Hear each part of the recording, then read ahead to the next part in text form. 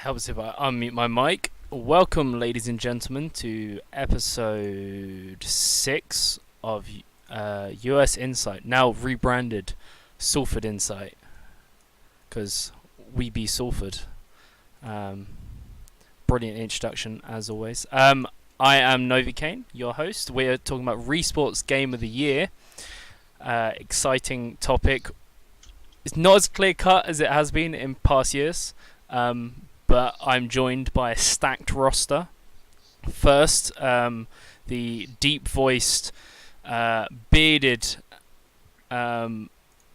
constantly angry CS player and Smite player Punda, who will be joining us at Salford later this year. How you doing? I'm doing. A bit about Punda. He is a semi-pro Smite player, so exactly no one cares. Very wrong. Sorry, amateur Smite player. Not even a Smite player anymore, but Right, okay. Whatever. Go with it. Also joining us is Kessler, the CS prodigy, who is phenomenal with the AWP. Struggles with some other weapons, but we'll leave it at that. Being a one trick is okay. He met Smooya once. This is his achievements in life. It's good with AWP, met Smooya, waiting on the rest of it. Also, we have Sombrero Broke, Hello. our Siege, Rainbow Six Siege captain. Hello. Kessler sucks at Overwatch too. Don't know. Sombrero Bloke, our captain in training, with that wonderful picture. Thought he'd actually give me one with a sombrero on, just really push it in there. And last of all is the premier caster, the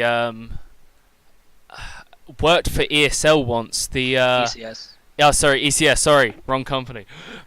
The legendary color caster that is Rick Saga. How you doing, Rick? I appreciate you putting me last so I have a chance to eat my sausage and chips that you're welcome. We are professional here, by the way. Hey, look, alright, who takes 2 hours to get a haircut and eat some food? I'm sorry. It's not my fault. It is your fault, completely. Anyway, that's despite the point.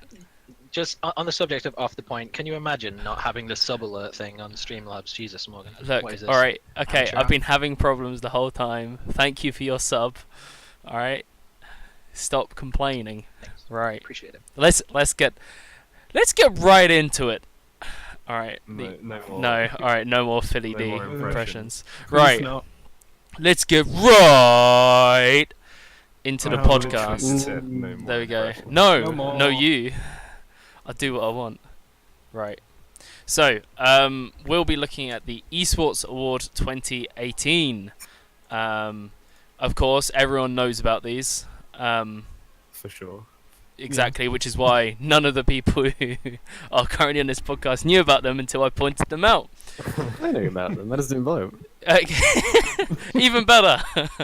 So, most of these topics are complete garbage. As in garbage, not that they're deserved or anything, but like we're not qualified to talk about them, and it's a bit come on, like commercial partner of the year. How are you not voting for Scuff Gaming? Are you guys serious?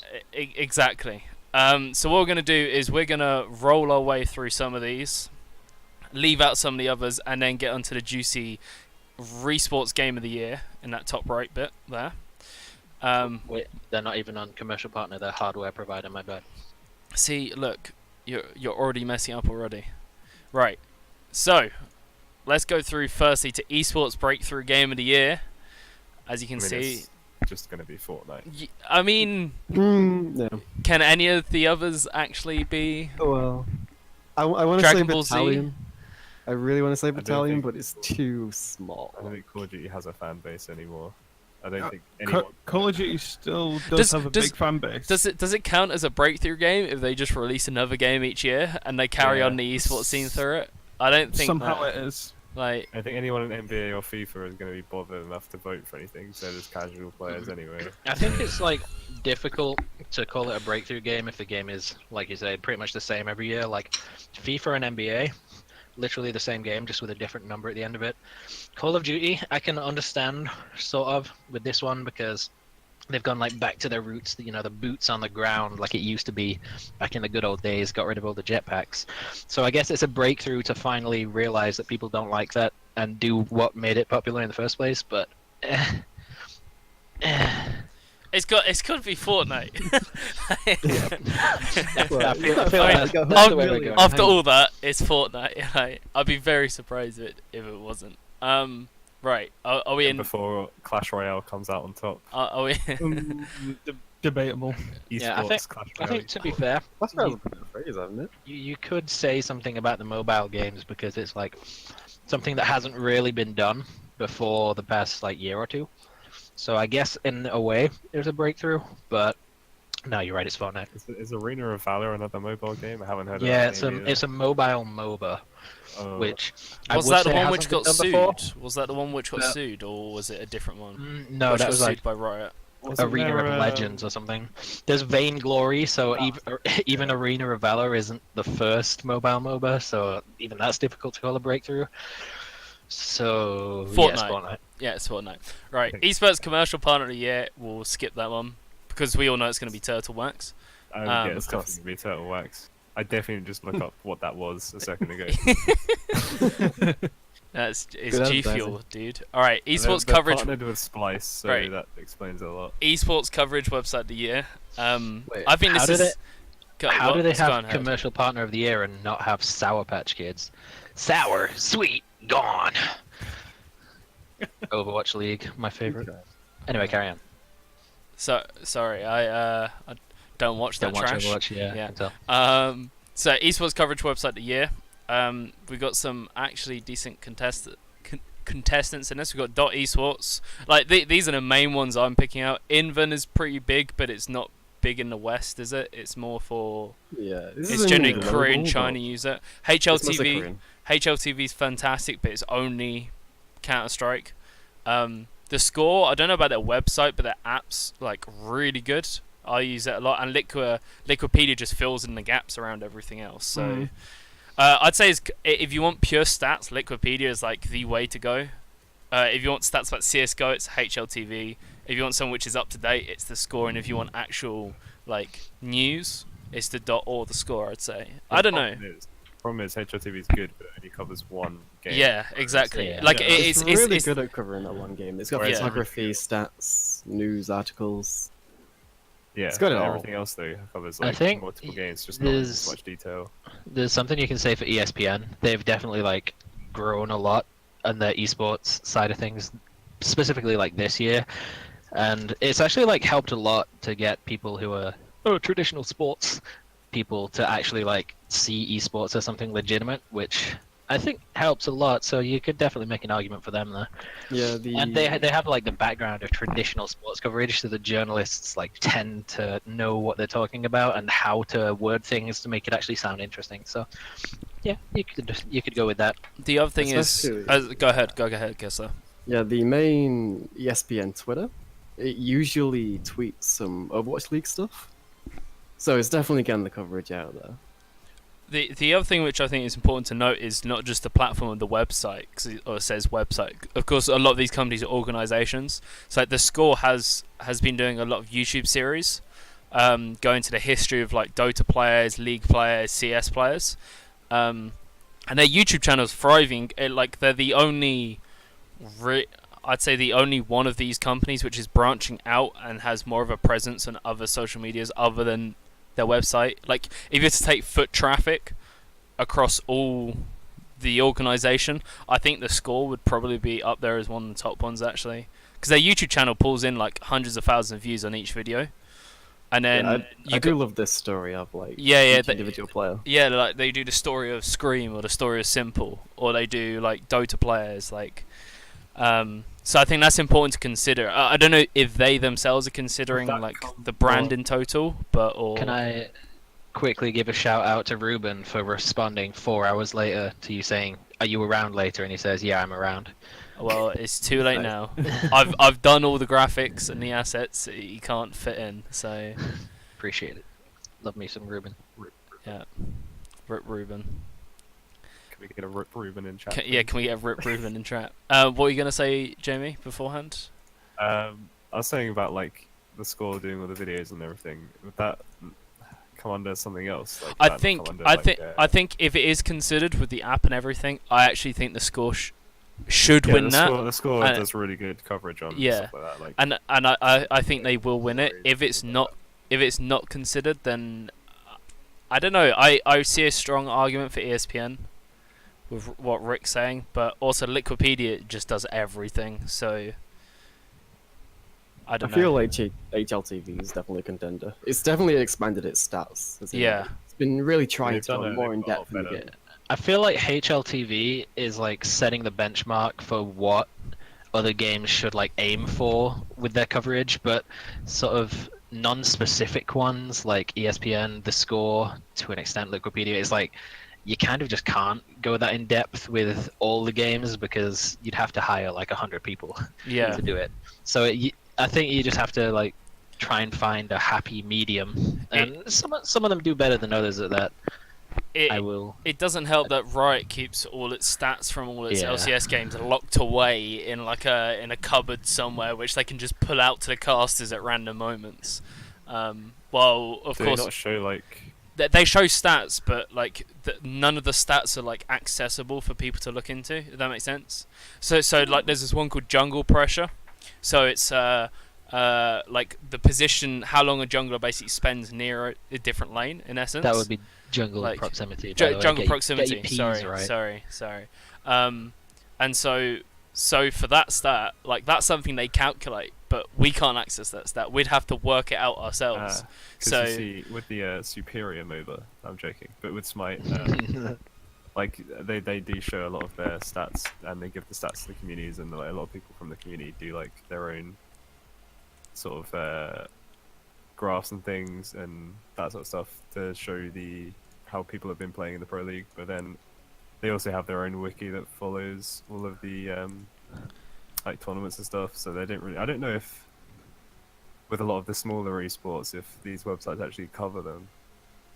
Like I don't think Smite gets much coverage from anything. Really, yeah, other than Siege is like outside that. the league. Siege is like that, and it's really frustrating because like I want to look at like what's the most used operators and stuff like week to week as patches come out, and apart from like sometimes they do it on the Twitter like per season, it's really hard to get that information because like it's kind of like early days of League when watching LCS was really helpful in like working out the meta before it got super complex and stuff like that. Like, and that's one of the problems I have with Siege is like they did it after the what was it called, the World Championship, didn't they? I think it was It's the Invitational. Yeah, they did the Yeah. massive stat graph, and it's like you could literally go right. Mirror is one of the best defensive operators. Smoke's one of the best defensive operators, and stuff like that. And it'd be super helpful if they did that like week to week.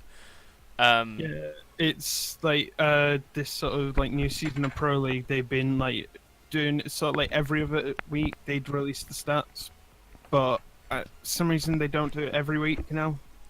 Which is just kind of weird, I think. Yeah, I mean, I'd like it if they were openly available, but I'm not sure if it's a security issue. But it's whatever Ubisoft wants to do, to be honest, with their stats in their games. Really. It's like it took Riot quite a while to do like API. They started off by doing like API contest kind of things, right? Where they give out their API and see what people can do with it, and that's where a lot of these websites like Champion.gg and LolKing, where they have all like the in-depth stats of like matchups and stuff, where that all came from.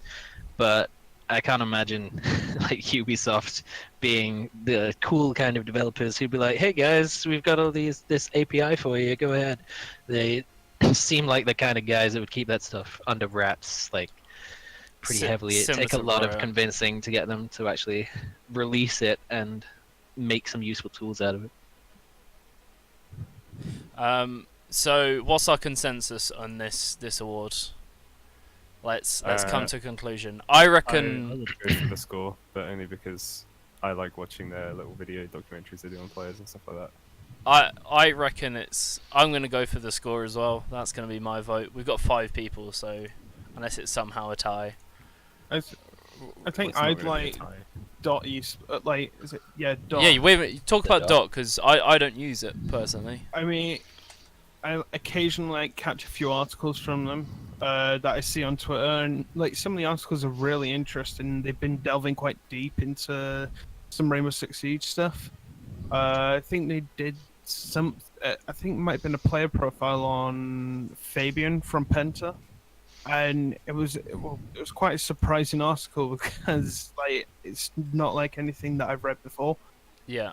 It was just a bit of an eye opener, and also like a bit of an insight into how he trains, and I'd say it's sort of affected how I like play the game and like how I want to teach myself certain strats.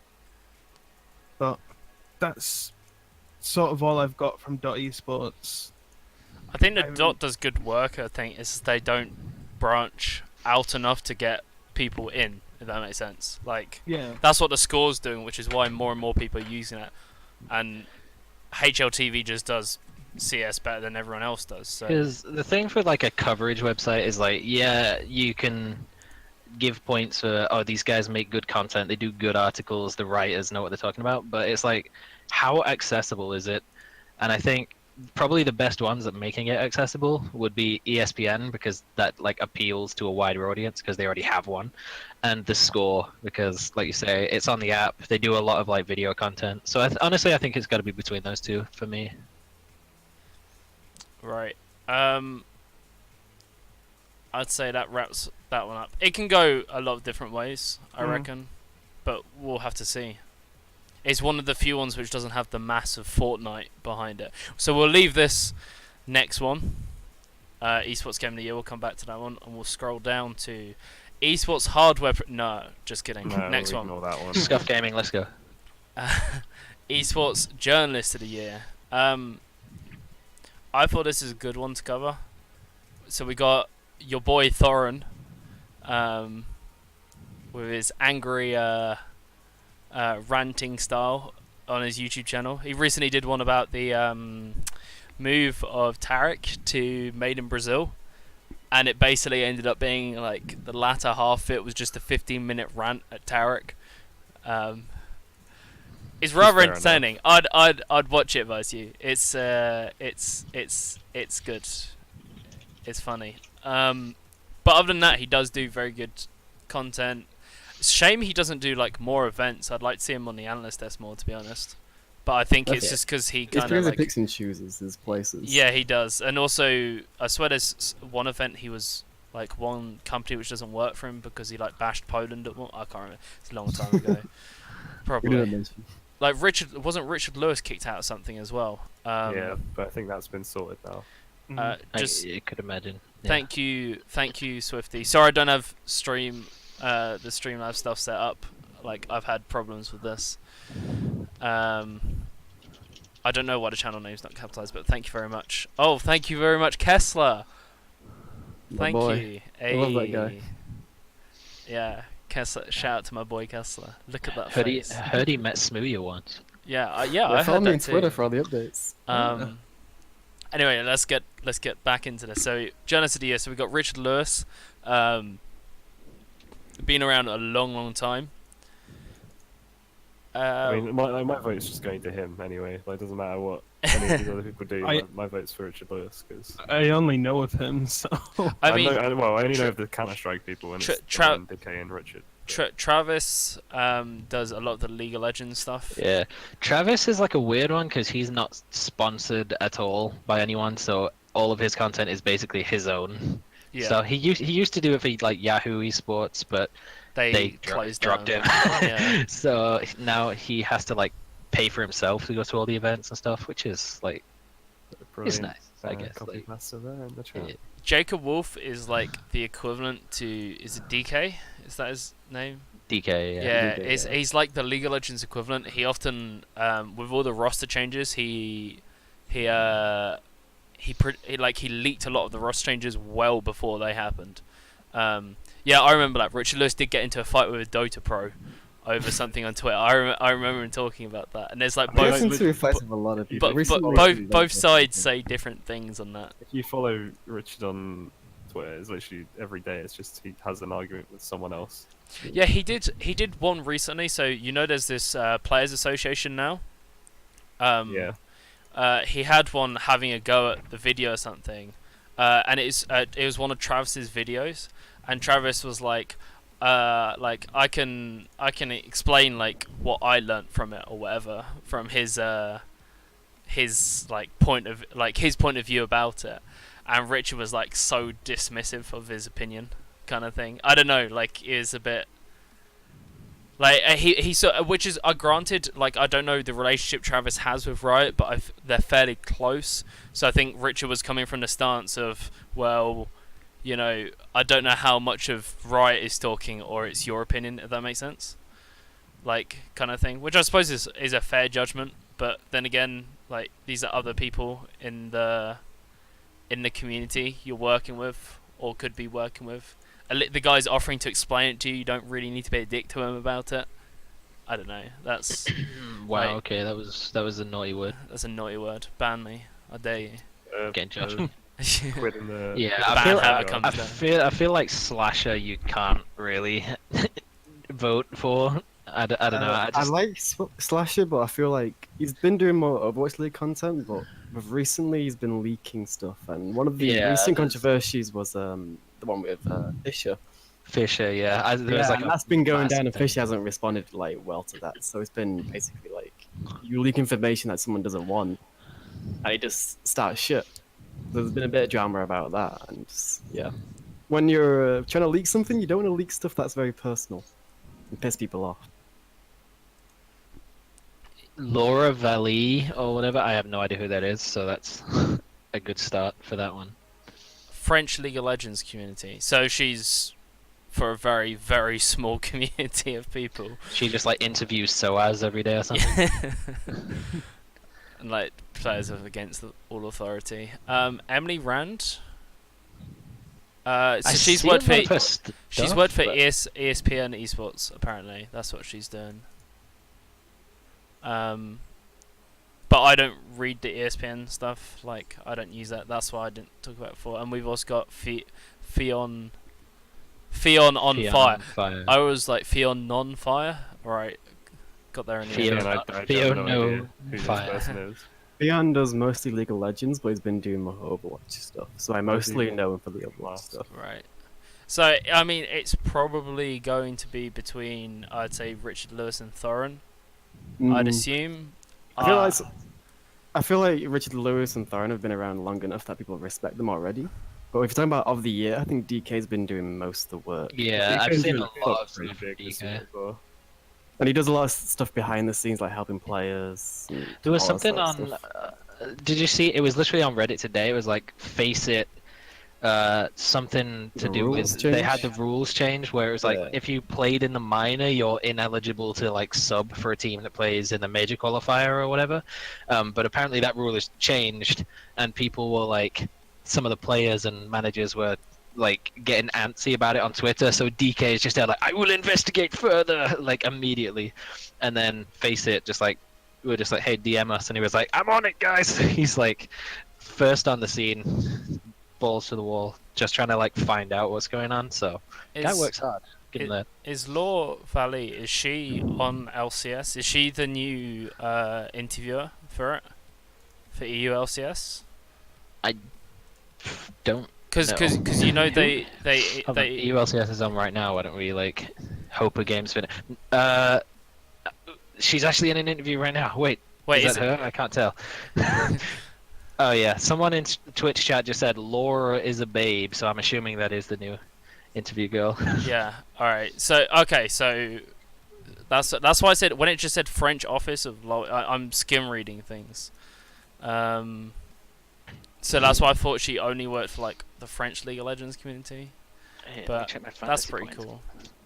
But I don't know if like interviewing, it's not really like, I wouldn't.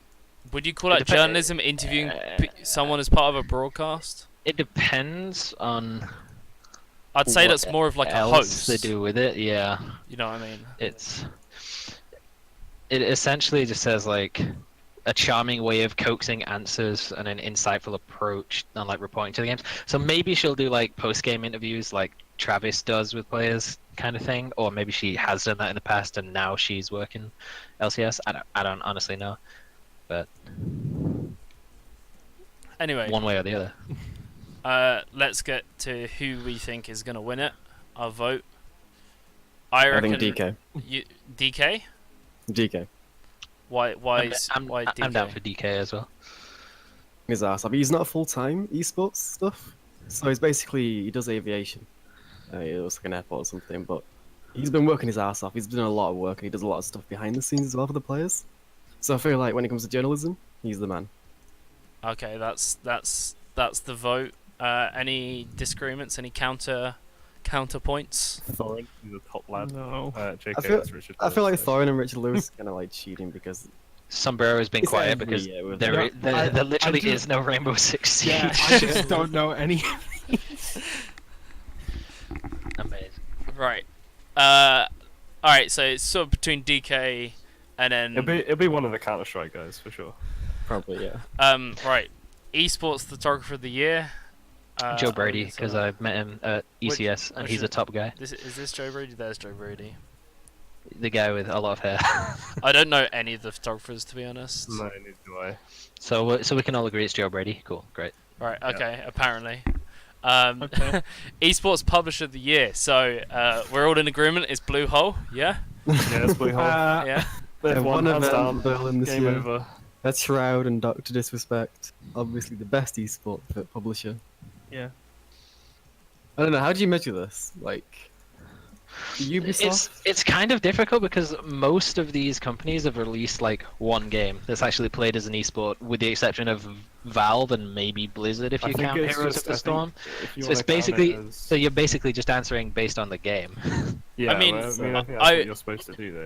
I would put it. I would put this into like two things. So like the quality of the game to make the game esports ready, quote unquote, and then the other thing is how they're going about supporting esports. So like Riot has its LCS systems and it splits and it puts on tournaments, although it doesn't allow third-party tournaments, which Yeah, is but that's nothing and then, new though. and that's nothing new, but it's as a publisher they're supporting the esports side of it and not just letting it be how it will Yeah, be. no, it's 50 So- point actually though that Blizzard have actually got like three. As it was, they've got StarCraft, Overwatch, and Heroes of the Storm, and Hearthstone. That's true, Hearthstone. I always forget about I that. always 'Cause forget about Hearthstone Yeah. as well. But See, they're I feel like a lot of the value in the publisher comes from how often they update the game and how well received those updates are. Like Hearthstone, they release expansions every like I don't know, a couple of months, but they basically break the game every time. And there's always like 2 cards that are just completely busted, and everyone only plays decks that use that because if you play anything else, you lose. And that's something that is actually like happening again at the minute. I saw like threads where someone was like, "Oh, Paladin heals are too broken," so they like nerfed it, and everyone's like, "Yay, Priest is the new healing deck!" And then they release a card that's like 2 mana that doubles all your healing that you get for Paladins, and everyone's like, "Wait a minute, what are you doing?" I feel like Blizzard have a bad rep balance. They don't seem to Yeah. get it right either way. Can we seeing as I've just switched to Hearts, I would agree. Yeah. can we first go through and discount all the publishers which aren't going to win it? Okay, so Activision, Ubisoft, Capcom, Psyonix, Bluehole. Like definitely Yeah. Bluehole, because although they recently the invitation is going on right now, it's nice to see that they're supporting the esports, but they're not actually doing any development on the game. I feel like it's not actually them that's making esports work for PUBG, it's like Can I the just say event something? management rather than the actual. Yeah, the game event management is company. actually pretty. The reason I'm discounting Ubisoft is because like they just don't have a whole lot of fans. As weird as that sounds, a lot of people hate them. And They're, I don't know. they're- Like Siege is they're- Siege they're- is they're in an getting better. interesting spot right now. They're getting. Yeah, they are getting They're, better. they're getting better. They're improving. But like I mean, when I say like to support the esports industry, they're like, I hate to say it, but Bluehole's done more than like. I wouldn't go that far. Oh, well, not more, but like the Yeah. scale in which they're going on is. Yeah, is they're doing Yeah, good at but- reviving the games, but Yeah. they're still in a rough spot Hey, right but now. Like they're Morgan, not perfect. Morgan, play this clip real quick on stream. Right. Oh no. Okay. Wait. Hold on. Let me. Wait. No. Crowd is an animal right now, but can Wait. Hold on. Hold on. It was on the wrong browser. Hold on. Let me put it in this one. All right. Let's. Well, we get to see what Crowd happens is when an Morgan animal opens a right tab. now, but Everyone can he ready? do Get your more? screen caps on. Oh, Please, Shroud, please. make it Please, hard. Come on, Icy. Shroud. Let's see what you can do. The It rocket's goes going up, it comes down, it bounces! Oh, what? How is he alive? Okay, that's a Um, Kobe right there. Blue hole. Blue hole. Yeah. So, Okay then. on those esports ready changes you were just talking about, Yeah, that's Because the production actually looks Oh, really yeah, good yeah, on yeah, it. yeah. Like from like a like looking at as like an event kind of format. if Yeah, that makes like, sense. seriously, the tournament itself, the stage, the lighting, everything looks amazing. And despite the fact it was a third-person tournament for the first like 2 days, the tournament itself has actually been really good. I But I the game itself, like, you see so many times pro players like on Twitter like break always talking about how different tournaments play with different rule sets. Like, they can adjust how aggressive blue zones are, how fast they move, how much they chunk you, how much guns spawn, how much cars spawn, like all that kind of stuff. They have all these like different variables that they can change, but they change so much per tournament that there isn't like one set rule set. So every tournament is like a completely different experience for the people playing, which I think screws up a lot of the esports like side of things, the actual competitive level playing field. Because imagine if in League you like played a game and it was like, oh, by the way, you don't have outer towers this game. Oh, by the way, there's no buffs that spawn in the jungle. It's like, by the way, just Rabnon's completely death change cap it. isn't going to be in this game. yeah, Like it's yeah, like that kind of stuff. I think it's easy enough things that they need to fix is like have a competitive rule set, but the game's been out for like what, a year and a half, 2 years. I think something, it's and they because haven't done it yet. the actual game itself, they haven't worked out the balance correctly, and so it leaves the pro scene to the tournament organizers are trying to find a balance, like to make it fair but also like entertaining to watch. Like there's what changes are there for any other game? Like as you said, when you go into a tournament, I don't think there is. Apart from like maybe like CS, you have knife round. That's like Yeah. the that's it. I think. Yeah. Mm. You know, and then League has slightly different draft system to Rank does with the bans. Yeah. So yeah, so That's I get one what you're thing saying. that I like, that I do value in esports games that kind of flies under the radar a lot is like the game that you watch the pro players play. Is that the same game that if you like turn the game on as a brand new player, is that the same game? So for like Call of Duty, the amount of crap that they like add into the game, and then the pros all play it for like 3 weeks, a month, and then they all make gentleman's agreement and say, okay, we're not going to use this gun, we're not going to use these grenades, we're not going to use these perks because they're just broken, and they break the game because they're targeted to a casual audience. So it's like if you start playing Call of Duty, you're playing a completely different game to what they're playing, Yeah. which is the same for PUBG because all the settings have changed. So games where it's like the game that you play is the same as them, is like Counter-Strike, League of Legends, Rocket League, where it's all just the same, they're just better than you at it. I think that's like the best kind of games because it actually showcases the skill and like talent that the players have, Yeah. which I think is something that needs to be in place for an esports game to really be competitive. Yeah, no, I get what you mean. I think that's one of my major gripes of Fortnite as an esport. Like as you said, is the tournament format for that. But we'll talk about that later on. that get into that juicy, We go for the juicy, game of the year. juicy apple. Um, But then again, for the publisher of the year thing, you have to look at the fact that Epic have said, "Hey, we're going to put 100 million into our yeah. esports this Yeah. year." Yeah, but that's I'd be just like- because they have That's- so But- much but- money in but we- comparison to everyone No, else. it's but how stupid. much Yeah, of that? but no how, one else has done that. How much of that have we actually seen? And also, can we argue, is that sustainable? Just chucking like 100 million at it? When they're making God knows how much money. But probably. that's not gonna last. Like, what happens next year? Like, they're No, gonna but be like like, this oh, investment they're it's doing like- into their tournaments, they're gonna get back. oh, they've thrown 100. They That's- won't make it back. They won't Yeah, get. no, that's the thing. Like League of Legends with the LCS that they do each week, Riot Games loses a lot of money doing that. They've run like, at a they- loss. Yeah. They've done reports. They run at like a heavy loss. They just rely on like advertising on it and people purchasing things in Isn't game. Fortnite different though? Like, I swear I read a report like they make way more than what they just like invested into esports. Yeah, but that's because they haven't actually invested that heavily into esports stuff yet. Like they've said, "Hey, we're going to," but they haven't. Like the only actual tournament that is like Epic, that's sort of run by Epic, was the Pro-Am tournament, where it's like you get a pro in quotation marks, by which I mean a streamer, Yeah. and you match them up with a celebrity and then put them in like a half empty like football arena And I then remember seeing that. and then on like a weird stage that's basically just scaffolding, so the production value was really low. and then the main that- the main stream is just casters watching the stream of one of that's the streamers. that's the unofficial events. That's not even the ones that Oh. are run by Epic. That's Do like they the- even have a spectator Stars? mode in Fortnite? I don't no, think so. they no. don't. They don't. That's why literally the tournaments for Fortnite is like, you know, you've heard of the Friday Fortnite. There'll probably be one Yeah. on Yes. tonight where it's like The two Keemstar players. Yeah, two I don't know players if- on a team. I don't know if And it is then- running No, actually, no, because yeah, the no, the no, invitational's it's on not. today. Okay. No, they've been cancelled anyway. He's not allowed to do the Yeah, tournaments it's anymore. like Wow, I think scam. it was UMG. Like they like broke their partnership with Keemstar. So So he doesn't have they any don't- money anymore. Scam. No. Nice. No, but the way that they ran those was it's like two players. So you're basically playing as a duo, right? But the team that you're against, the duo that you're against, you're on the same team as them. And then you just go into an online match against like random 8-year-olds playing on controllers, and whoever gets the most kills across 3 games wins.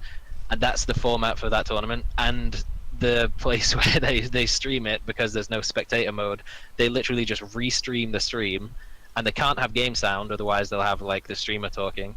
So they just like, you're just watching a different stream that's muted with some random people on a couch just talking about it. It's honestly, it looks so amateur, which it is, but that's like the biggest tournament that Fortnite actually has, because even though Epic said, yeah, we're investing all this money into esports, nothing has really come from it yet.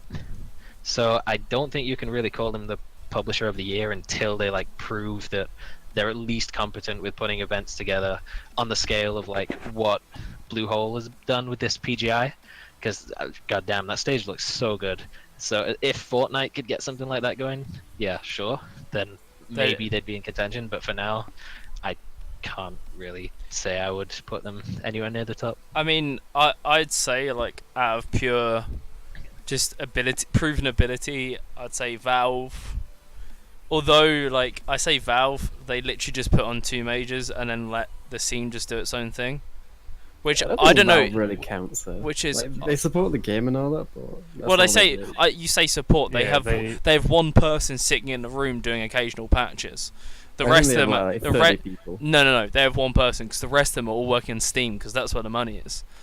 They don't care. Let's be honest, they really do not care about the games One of the anymore. developers did say like they have like up to 40 people working, and it's mostly been like VACnet so far and Panorama. Right. So there is a term, but like esports kind of runs itself, to be honest.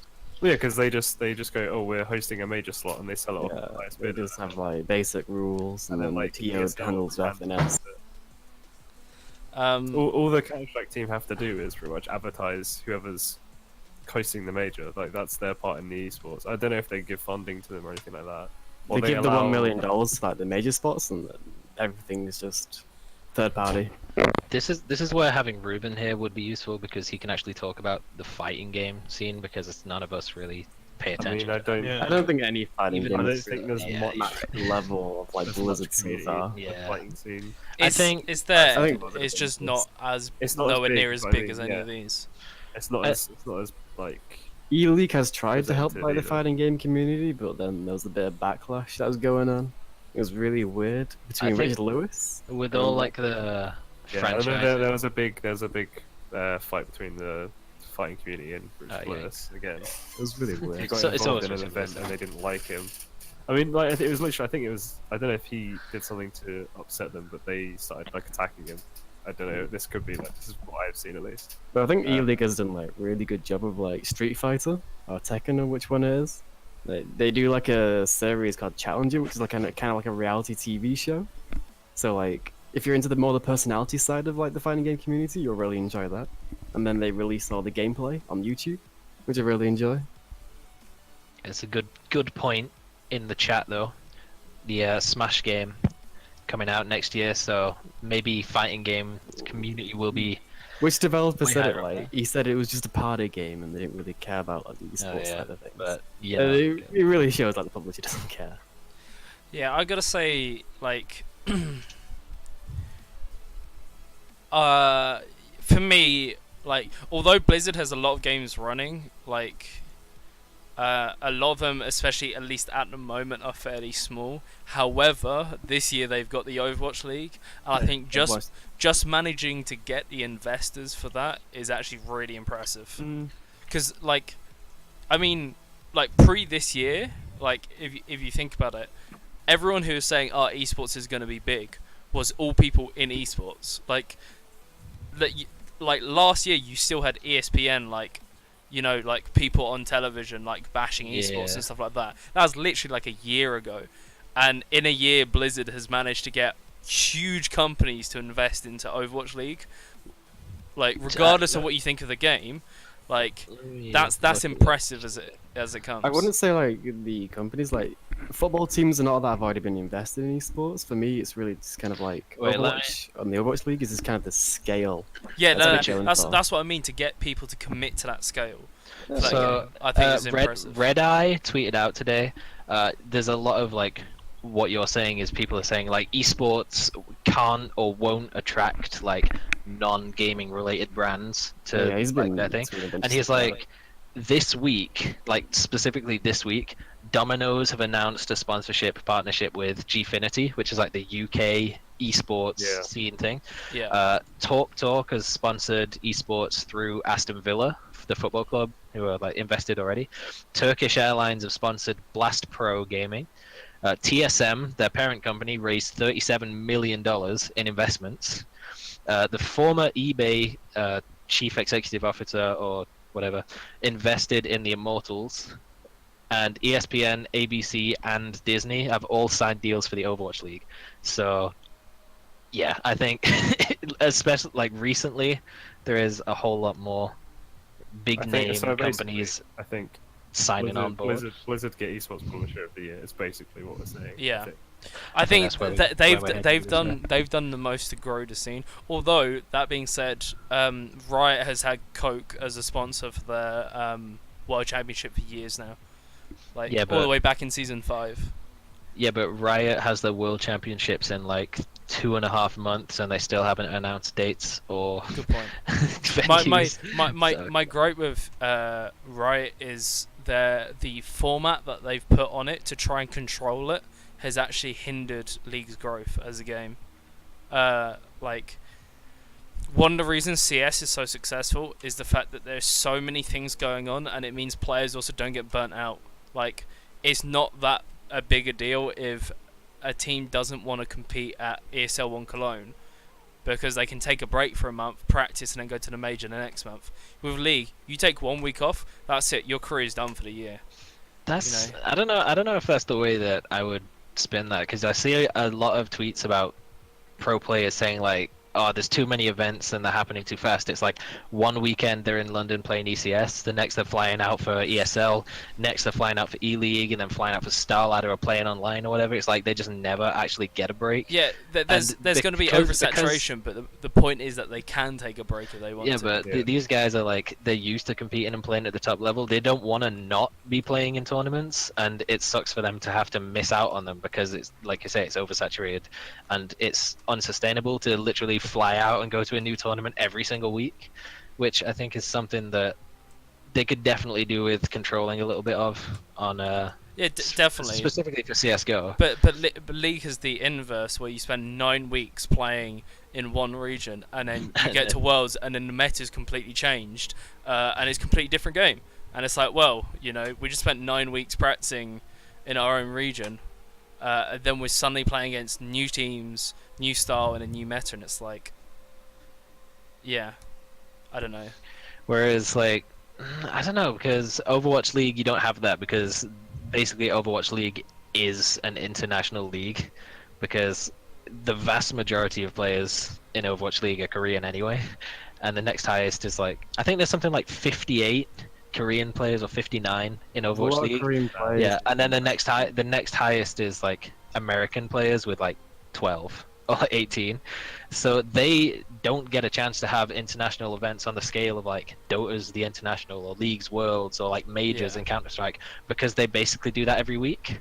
So I think like it makes their online league more interesting, but they just don't have that big payoff at the end of the year, which is something that I think they're missing. But I don't know how much that really matters, because we'll have to see, because playoffs is coming up. Literally, I think the finals is tonight, so I think a lot of it might depend on how big the viewership is for that, and just The how way the popular and well finals the work event is that they have like the entire playoffs is that they have like a best of 3 series, but it's a best of 3 series, so it's like 3 best of 5s.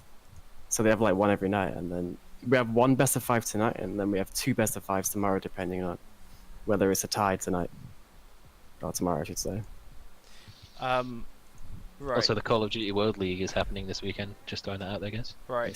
So are we, in conclusion, Blizzard? Yeah. Blizzard, Yeah, I'd Right. say Blizzard. I think Blizzard, but there's definitely still room for improvement there.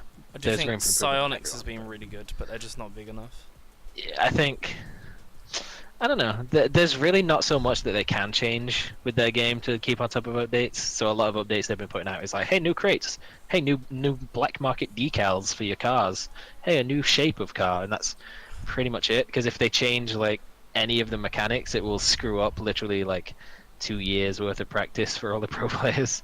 So Right. I don't know. They've kind of got that easy to play, hard to master thing down to a T, and they're kind of stuck. I think they can't really make too many changes, but I think Rocket League's in an okay spot right now.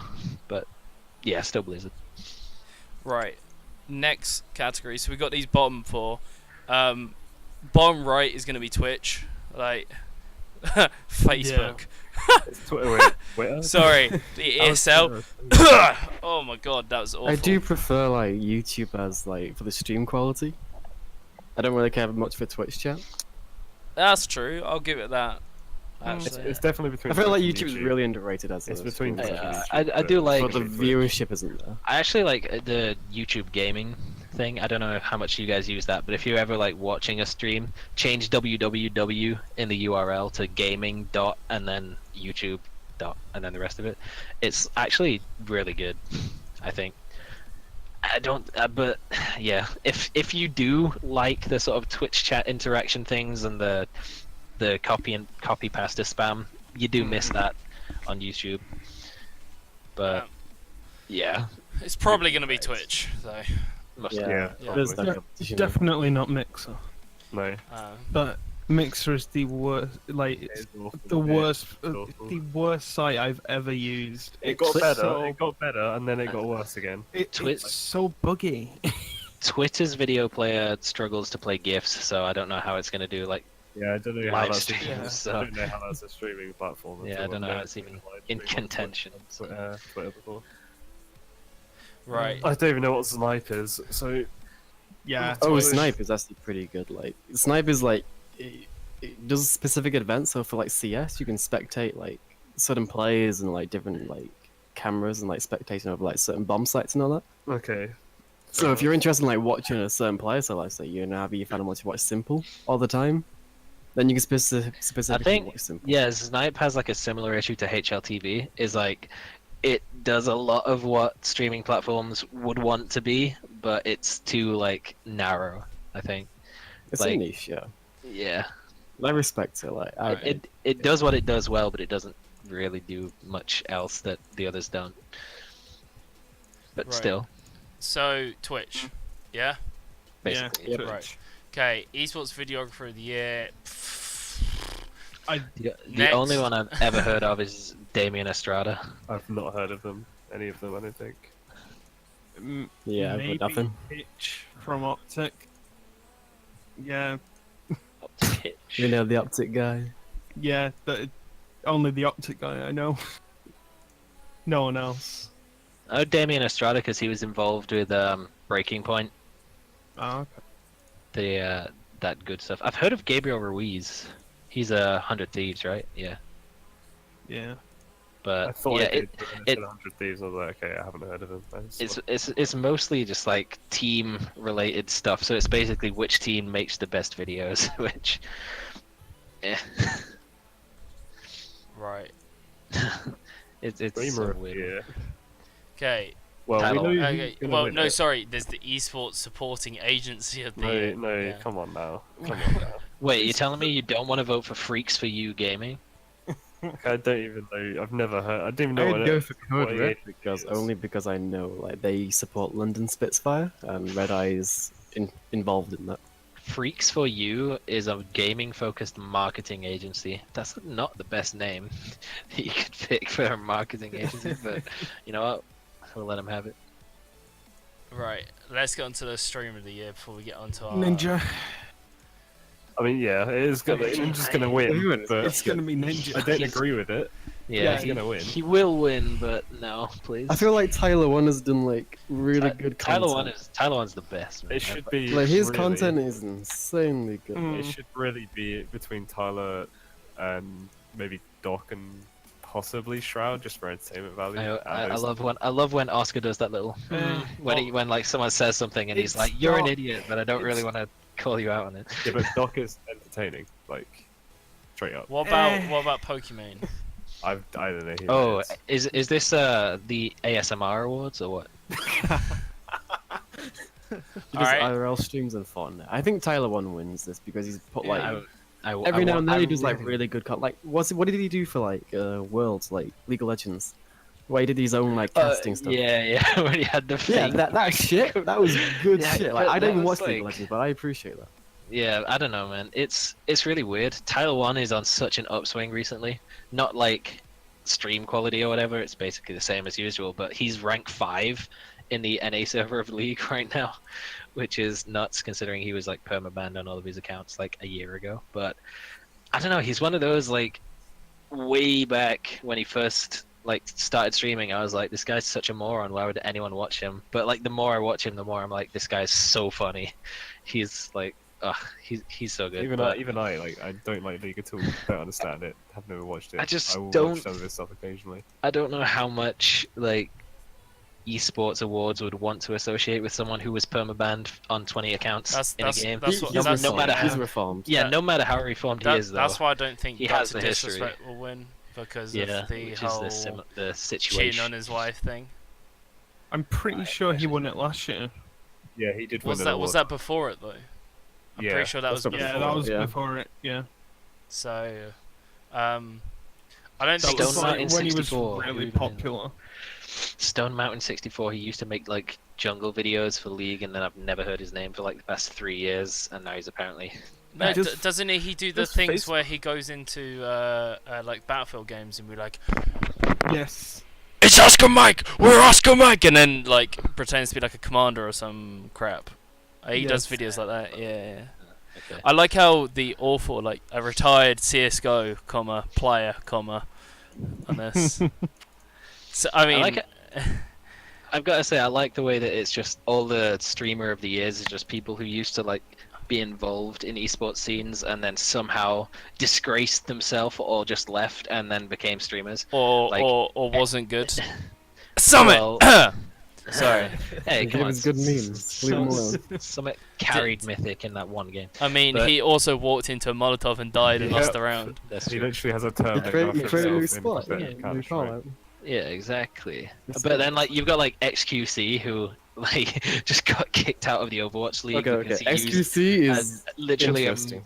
he used an emote that is in the Twitch chat thing, and they were like, "Oh, you can't play anymore." So he became a streamer, and now he's like one of the popular ones. He got banned for 4 games or 4 weeks or something like that, and then his team Yeah. dropped him anyway. SQC is Yeah. really interesting. It's- Like his streams are entertaining. Like, you can tell he's a hardcore streamer.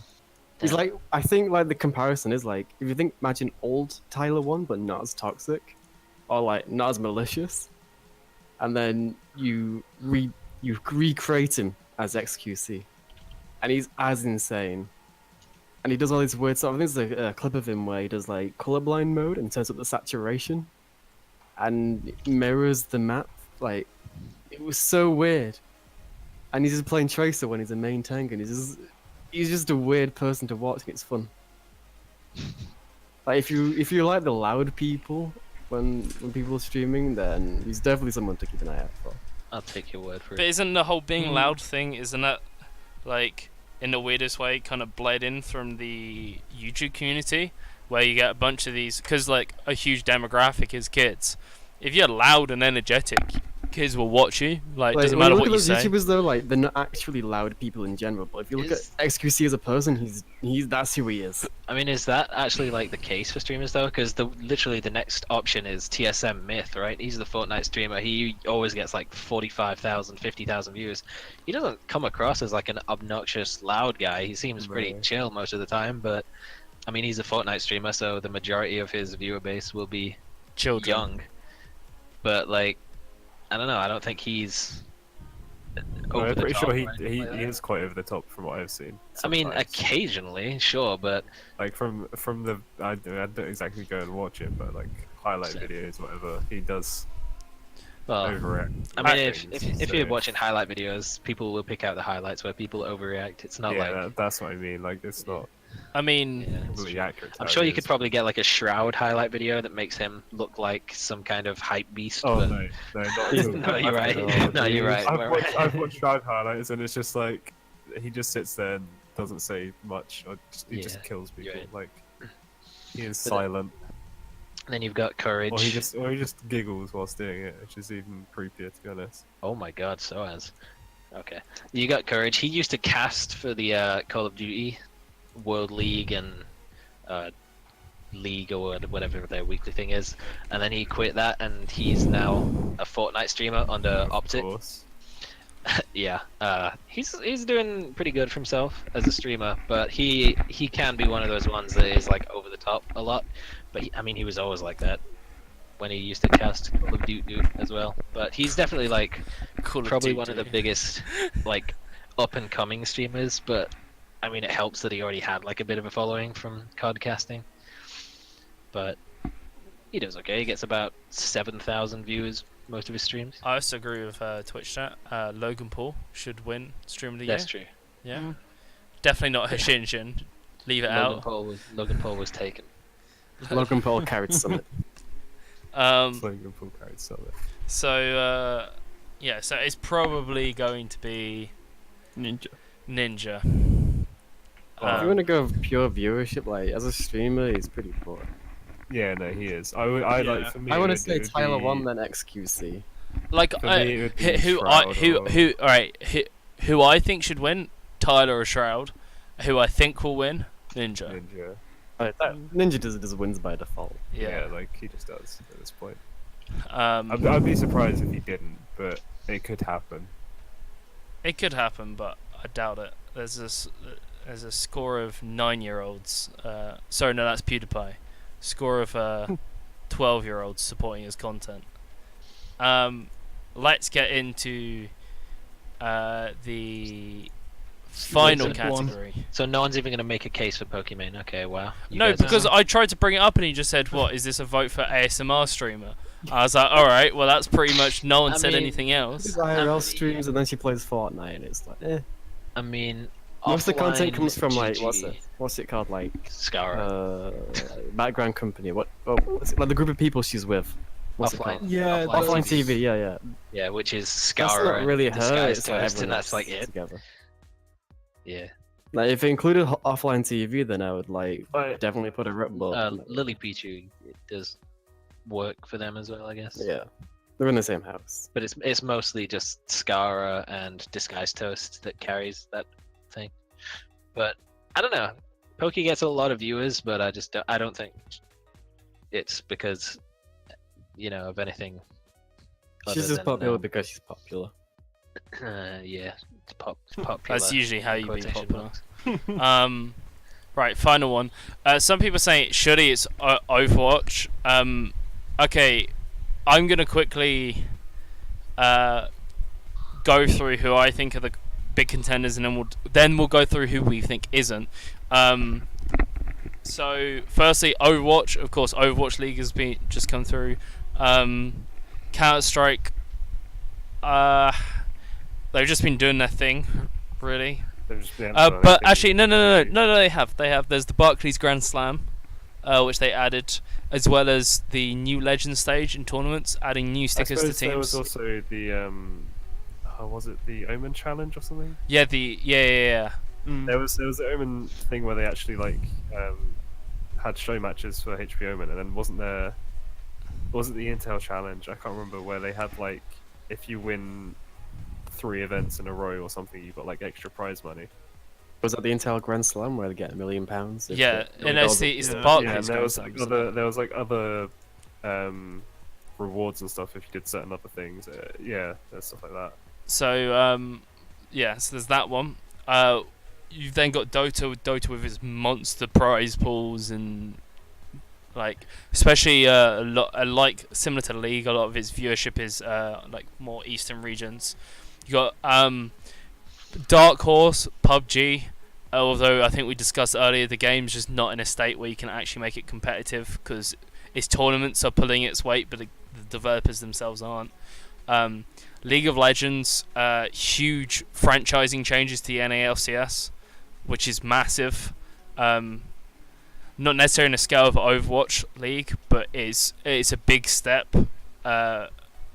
I'd argue it's one of the biggest steps that League has ever taken in Didn't somebody say that like esports? Overwatch League, to buy a spot in Overwatch League, you're going down about $30 million right Yes, now, but which is that's because you have to build nuts. a stadium or something, isn't it? As well, you have to build a studio.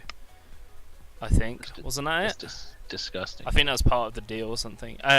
Rainbow Six, again, outlier, been doing really well. It's not going. Fan base. Yeah, like In just doesn't have the fan comparison, base. yeah, just not in comparison to the other names. up there. Super Smash Bros. Melee, Dinosaur, but it's still going pretty well. Call of Duty, nah. Dragon Ball Z, nah, just not big enough. And then Fortnite, and I like. No, like it shouldn't win the award. It but it shouldn't win the award, but it could.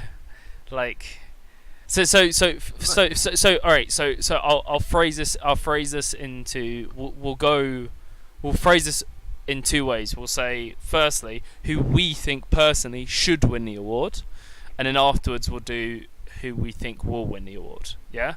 So, just for me, I think it's a toss-up between Overwatch and League of Legends. Like, that's who I think should win the award. Actually,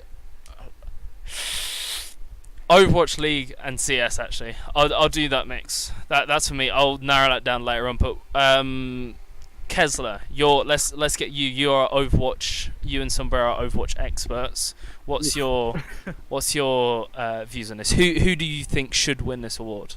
I think Overwatch. I think Overwatch has been like that game that the developers behind it, like Blizzard publishers, have been working way harder than everyone else to like make it, viable as an esport and actually open to everyone.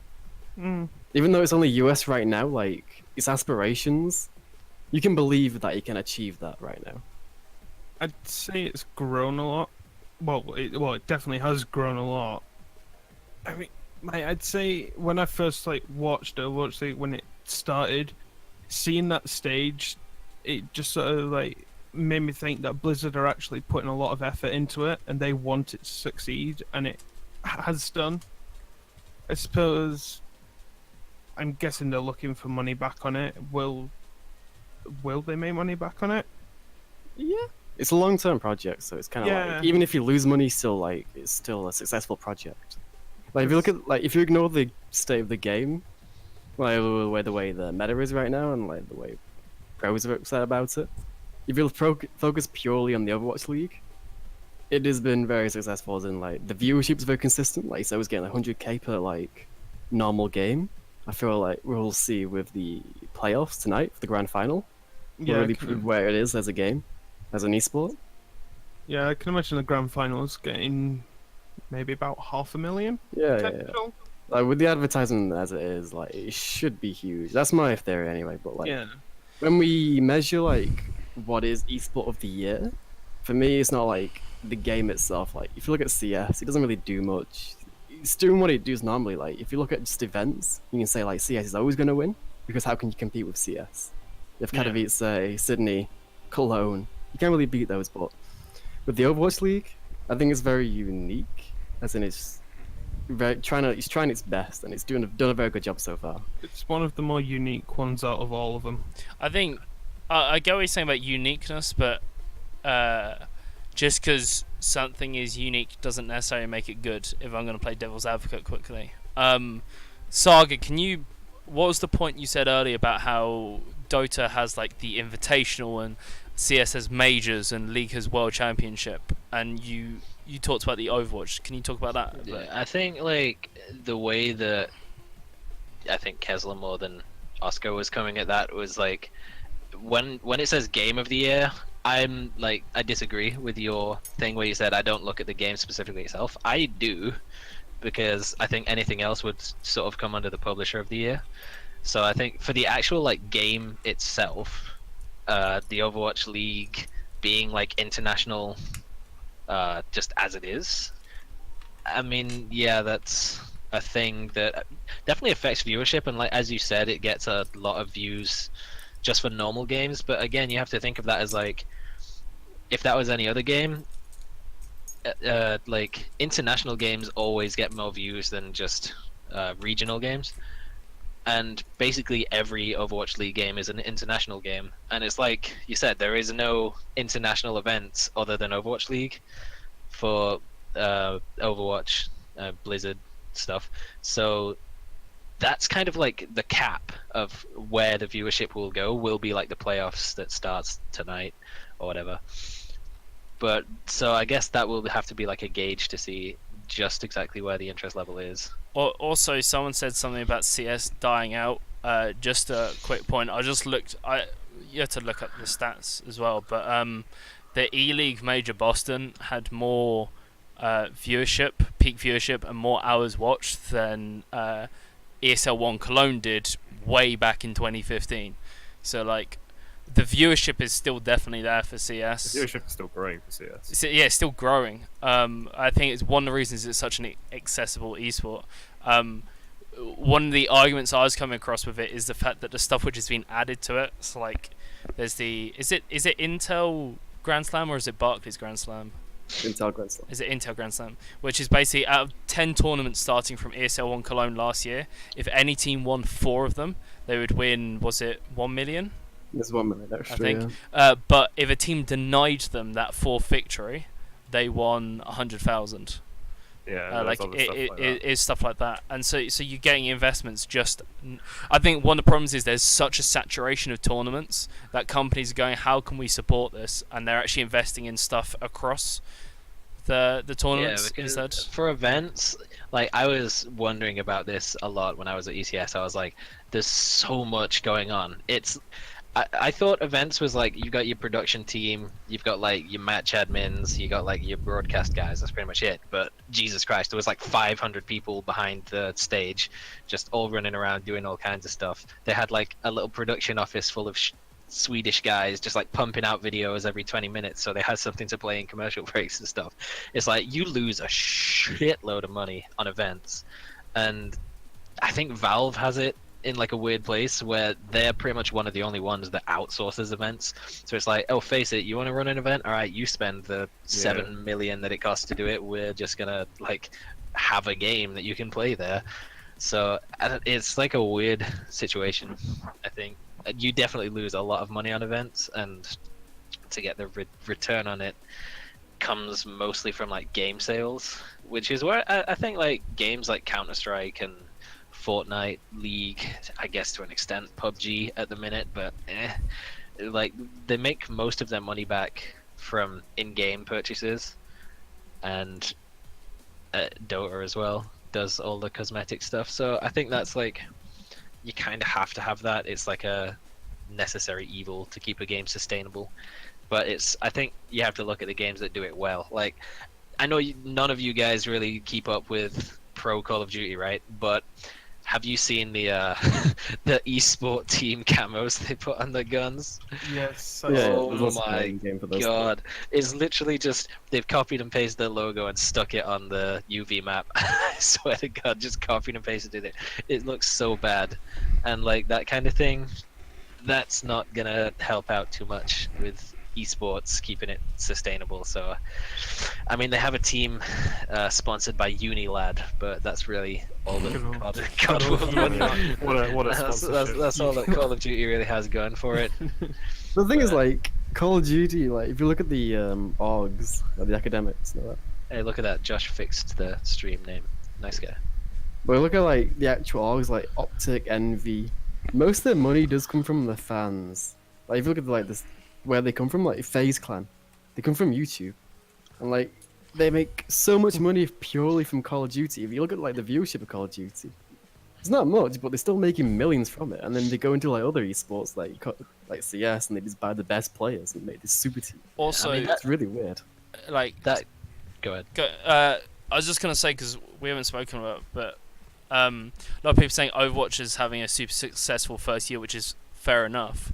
But on the scale of pushing things forward, the Dota Invitational of 2018 hasn't happened yet. That's happening in August. So this vote closes out in November. Their current prize pool is sitting at $22.3 million, Whoa. which is insane. I mean, Like, I was gonna That's say from the fans, though. I haven't. But like, it's still like I that's know still it's the a good, prize like, pool. it's Like like no, the no, same. Russian Right. Wales. It's When we look at, like, the events themselves, we're looking at the prestige. Like, the major's only $1 million. Like, other events can, like, put more into their own events. but the it's still invitation. the prestige that goes into it. But my point more is the Invitational is not only has the prestige behind it, but also has the prize pool behind backing that as well. If that makes sense. yeah, that's like one thing. Dota, I rarely actually hear about smaller events. Like there's one at the minute. Yeah. There's Beyond the Summit, which is apparently on day 3. It has it's sitting about 50,000 views, which is like for an event, not that great. That's like what week 6, day 1 of EU LCS has like 20,000 more than that. But I think Dota is just a weird one because the international is like the event that basically defines that game. So it's really hard to judge them until that has actually happened this year. Which is I mean- one of the things I don't think it's is Overwatch League in its currently in its first year. Is it in? It's for this. I think this is the end of the first year Yeah. because the game only came out in 2016, like mid 2016, and for the first like 6 months there wasn't even like a ranked mode or anything, and people had to like beg them to put that in, and then they finally realized like, hey, we can actually make something out of this game that we've accidentally stumbled upon to be like super successful. So yeah, it's first year at the moment. Also, there wasn't there like problems with like, I mean, we're just talking about this from the tournaments we've done and watching it as people who don't play. I played Overwatch, but I don't play a huge amount at all. Is the spectating of it as a spectator sport? One of the things I think is important to think about is like, I played Dota and I can't watch Dota, if that makes sense. Like, but I remember when I was watching League, it was the EULCS Finals, Season 5. And in between the games between Origin and Fnatic, there was a CS major on. So we watched that. None of us played CS, but we could watch that quite easily. And made me a fan of that game and made me eventually play that game. So I think that's another factor to look into it, is how much each game is being supported by its own players, if that makes sense, than other people looking in on that game and might watch it because of the interest. I wrote my dissertation on that kind of stuff, on spectating on games designed to be played competitively. And I think it is it has to be absorbable for someone who has no baseline knowledge of the game whatsoever for it to even have a chance of growing. I say that, but League has grown steadily with the player base. So as more people have played it, more people have become interested in watching it. But then you've got games like, I don't know, Call of Duty, or like you say, CSGO. You can watch it and it's pretty obvious to tell what's going on. There's intricacies that you won't pick up on, like smoke grenade timings and stuff. But it's basically I can see that dude just got shot. Whereas you watch a game like League or Fortnite, where people are just building up and spinning around super fast and pumping each other with shotguns and throwing pulse grenades and drifting up into the sky. It's what is going on? You have no idea. Yeah. And that's something that needs to be considered as well, is you need to be able to watch a game without really understanding it, which is again one of the reasons why I probably haven't heard as much of Dota as has actually happened, because I don't play it, so I don't keep up with it. I'll watch the international, I won't really know what's going on. I'll get the gist of it. Yeah. But overall, I have no interest really in just watching it week to week, because it's just not that, I don't know, easy to watch as someone if you don't already play the game. Yeah. Just as someone mentioned, saying you can't really judge this award on something which hasn't happened yet. It's just to keep in mind, because there's the Invitational, of course, last year was in August. It's more the deadline for this event is this vote is November, I think, and then they announce it 4 days later. So it's more the fact that you can take either Invitational, the last one, or the next one coming up, is something just to keep in mind. The scale of that event is insane. Well, not just the scale, the production value of it is incredible as well, looking at it. I remember watching it and going, why does Worlds not have that for League? They had the whole map with all the hologram stuff, and I remember the first time I watched the Dota Invitational, I was like, how does League not have this kind of thing?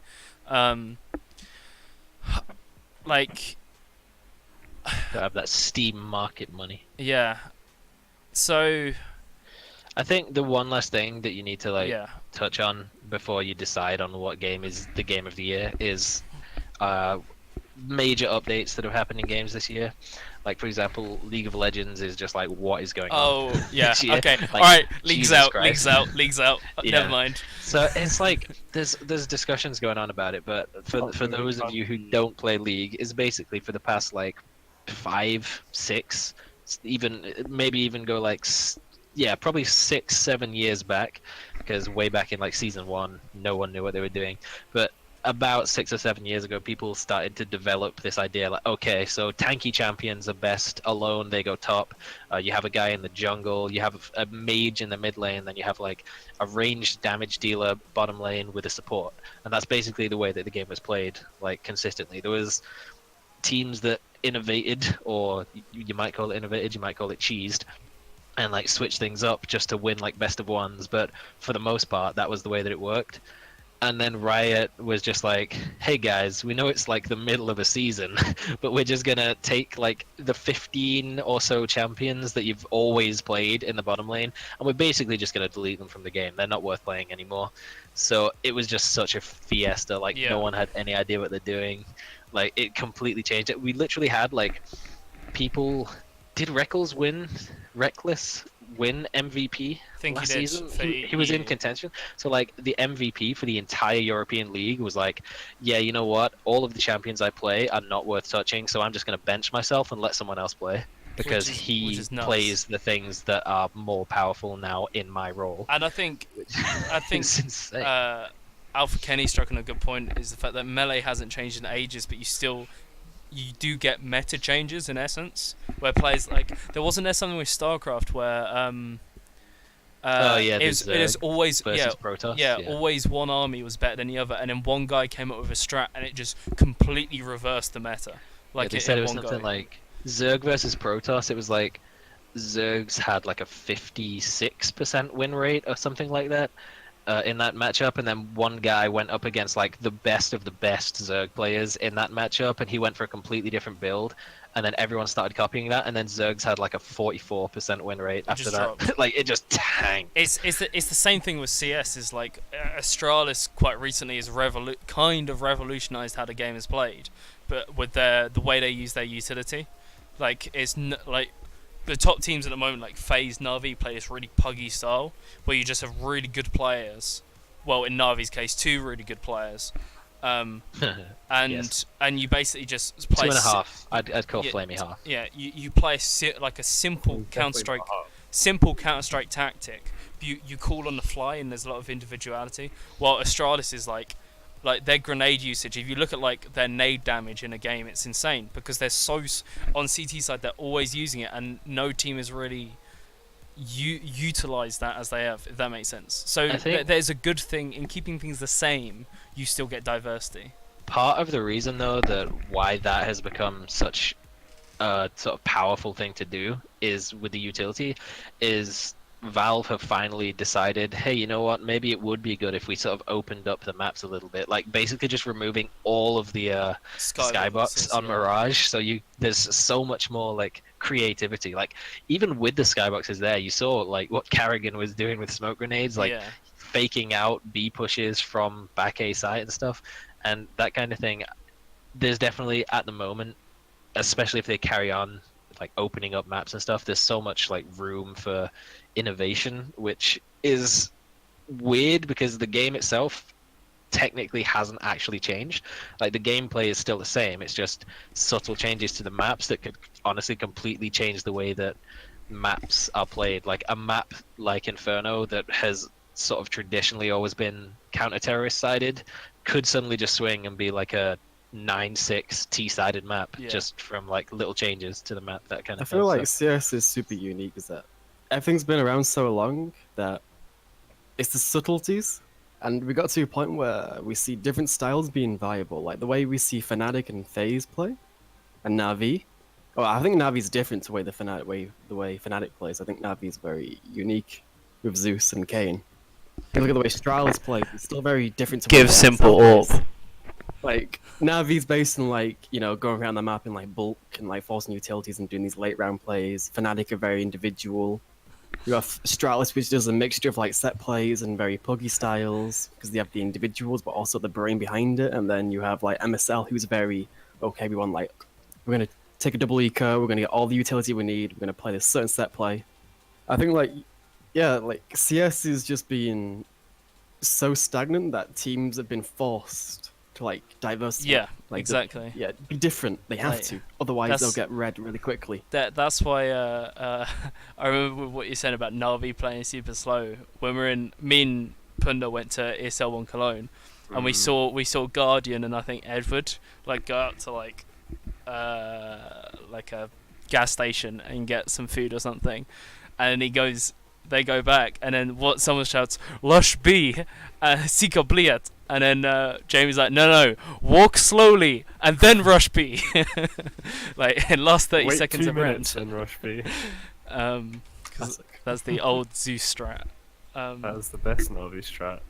I think like League, because of how League's messed up kind of the meta and how they consistently do this with changing meta before Worlds and stuff like that, I think it's got to be between the top 3.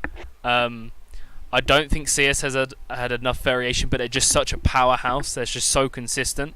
That's got to be considered. That's just what CS does best. best. Overwatch has done super well in its first year, but although there has been a couple, like, you know, the what's his name, XQC or whatever his name is. XQC, yeah. But then haven't they also had a lot of complaints with updates they've done to the game? What, Overwatch? Overwatch. So they have Overwatch a is, philosophy, and they're really good at sticking to that philosophy, but it's very easy to disagree with it. So even if you don't like it, you can still appreciate that they're going with it. What's my the opinion. philosophy? Rather than nerf everything, if everything's OP, nothing's OP. Oh, like the Dota side of things. Yeah, that's like always been some It's very easy publishers' to ways of disagree doing with things, because it's but like, yeah. why are you ignoring this hero? Why are you addressing this hero? And it's But then like, again, like there is definitely things that are just completely busted and broken that need fixing. Like, did you see the thing with Junkrat where they've made it so on certain heroes, once you use your ultimate, it reloads your weapon. yeah, So there are for some people, bugs like so that. for people like no, that was like an intended change they put out. So for people like Reaper, Pharah, Soldier 76, and Junkrat, where it's like you use your reload after ult, an ult, yeah, you yeah. use your ult and it reloads. But with Junkrat, you can't ult if you're in the air. So literally, you just shoot all of your little bombs, jump in the air, press Q, and when you land, you have full ammo again. So you literally had like infinite ammo Junkrat just spamming points constantly. That's quite funny. But I feel like that's one of the things that's like it gets changed pretty quickly, and Epic Games does that as well. Like you saw they've put out the legendary SMG recently, the Oh. P90, and everyone's like, yeah, this is broken. This like two shots you from 50 meters away. So within like 48 hours it's nerfed, which is something that a lot of games don't do.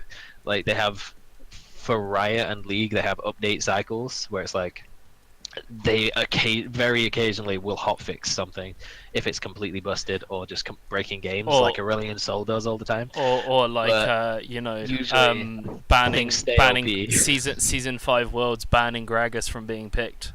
Yeah, 'Cause it's of like Q bug, which actually killed Fnatic in semi-finals. But It's funny to usually, hear like, this because they band-aid stuff and then take 3 years to fix fix it. it, yeah. Go on, funny to Jamie. hear this from Smite, where just there's every patch needs like several hotfixes because they're just so bad at patching games. Like, Hell yeah! Shout out to the High-Res. currently there are 3 characters banned from competitive because of how broken they are. I think nice. it's like I don't mind the idea of buffing things to level out the playing field if something's particularly strong, like buffing a counter. I think one of the problems where you run in with like Overwatch or in MOBAs in general is like, say, I don't know, if Katarina's like super OP or broken, like there is not a single champion where you can go that's like anti Katarina, you know what I mean? Like there's some champions which are better against her than others, but just by buffing that one person, like it's a bit like Overwatch, like say they buffed Reaper or something, like there isn't like a direct hero which is like, oh, that person, oh yeah, that counts as Reaper, like The- one-on-one be counter. fair to Overwatch. There is for some in Overwatch, like I mean, Anna- Tracer and stuff. but it's- Well, there are everyone else. uncountable heroes, but I will be fair to Overwatch. Like the meta, I think that, like given time, people do adjust like OP things. Like we do say they're OP, but they are counterable. I think like the only exception to OP has been Mercy so far. McCree counters Tracer if you can aim. Just throwing that out there. Yeah, but like when they introduced Brigitte, or Brigitte, Brigitte. however you want to pronounce it, like there was this sudden like surge in like, oh, counter dive. You play Reinhardt Zaya now, but over time, like even outside of like Overwatch League, you see like the method develop in different regions. So Koreas are very different to the way Europe plays, and then we see in Overwatch League where we see like solo healer comps where we have like double sniper, triple tank. Like there's still lots of room to like innovate, and I think that as a game, that's even when we still think like certain things are OP, that they still find ways to like change that, and I really like that about the game. Like I think that's one of the things. I don't know. I don't follow Overwatch too closely, but like with it's League, more diverse than you think. With Like, we League- usually like say like, oh, dive is the dominant. League So- took like 2 years until they got a meta. Like, you know, like season 1. A lot of people say season 1 doesn't count, because the meta one wasn't knew it. really a meta. Like you look back at season 1 gameplay. I'm silver and I'm better than those players. Like, because the mechanics and everything just wasn't developed like at that point. And I don't know if it's the same with Overwatch, and Overwatch is a way to go until like there's like a formula in essence where someone creates something which is like, this is the way to play, and then it's up to other teams to find a counter to that in essence if they can't master that. Who's in the Fnatic skin line? Karthus, Corki, Janna, Gragas, J4. Yeah. I don't know, that seems like a reasonably like standard comp that you might like maybe the champions could have been optimized, but at least it seems like they had some idea of like roles within the team at that point. But yeah, no, you're right. The like mechanical and macro play just I mean, macro doesn't exist. macro didn't come along until 3 years later. Like that's the thing. Like like ex Peke pulling minions like just made Yeah. everyone lose their minds. or like TPA doing split pushing. Like I think that's one of the things which Overwatch and Diamond like procs invading. Dota and all these other games have benefited from I'd say is League is. I don't know if CS has always had it or is it fairly recent thing. I guess the way they play is a bit different and the way they have to analyze games is a bit different. But with League, it took a while until coaching and all these things were standard in games. But now you look at Overwatch and 100% any team as soon as they start will have a coach because it just makes sense. But the attitude in the West, it took so long for that to develop in essence. I think it wasn't until like season 5 until pretty much every single European team had a coach. Before that, there was teams which didn't have one, and which is nuts when you think about it. It's like it's just five stretchy boys just going in and trying to play their best and beat these teams with like coach and full salary. One of the things with Overwatch was that when it started out, there was a team called Envious, and you may have heard of them. Yep. Where Yes. they did like these really weird strats. Like it was very independent. Like a timer he was carrying. They had like we had the guy called Internet Hulk who recently died, unfortunately. He played like every hero, and he'd like play Winston, then he played Lucio, and then he'd play Diva, and it was like really weird. And over time, it became a problem where like if you weren't competing in Korea, you weren't like eligible for top 10 at all. So like you have to go to Korea, and what the Korean teams would do, that they have coaches, with several coaches. They have like a tank coach, a macro caller coach, a micro caller coach, shit like that. And like Team Envious were like, we gotta like find ourselves. So they have to constantly like change things, like how they play, how they see the game. Hyperbolic time chamber and stuff. Yeah, like they had to like develop really quickly to adapt to the Koreans, and then like the Koreans were so far ahead in terms of like support staff and all that, that when we looked at NA teams or EU teams, we were like, you're useless. We don't care about you because you're not competing in Korea. No matter how good you are in your region. See, it at the start of League, European teams were the best. NA was awful. Like Yeah, it was the same with like, Overwatch. European Koreans teams. couldn't play for shit. couldn't aim. European teams were the best. I mean, I say the best. There was only 2 good teams, Moscow 5 and CLG EU. But those teams could compete with the Korean teams and go like level. Like there was OGN winter season where 3 NA teams and 3 European teams were invited over to play in a Korean league, and CLG EU ended up being in the final of it, like as an EU team, which wouldn't happen. Like even peak Fnatic probably you took them over, they wouldn't be able to pull that result out. I don't think. They might be able to do better in play. I don't know. That's a huge hypothetical. That is. I don't know. I think with just how impressive Overwatch. Like for me, Dota's been like the Dota, but the international is just such a huge tournament. That's like putting all your eggs in one basket. Yeah, Yeah. it's like I was saying, Dota's kind of just fallen off the map a little bit. It will definitely come back in when the international is on. It has like 1 week of massive hype. Oh my god, this game's amazing! Whoa, this game's great! Look at the production value. Look at the price. This game's the best. And then it's like next week, it's like, wait, what game were we watching last week? Like, Yeah, I get like, you. like no one remembers it. They don't. What they're missing is like an organized weekly league. I think they have things But- like beyond the summit, but again, that's But like majority of their viewership isn't Western. You got to remember that. Like That's true. a huge amount of interest is Eastern. Yeah, like the main stream that's in English is like 50k, and then you have like a Russian stream which is like 60k, some shit. Yeah, but Like- an NA team won the international. God damn. Yeah, but an No, EU EU. team won the international. That's Yeah, what, they're EU. what did I? Yeah, Western. That's what I said. Like, Same thing. I mean, they still had to fight some decent competition for it to get there. Who like- colonized America? Shut up.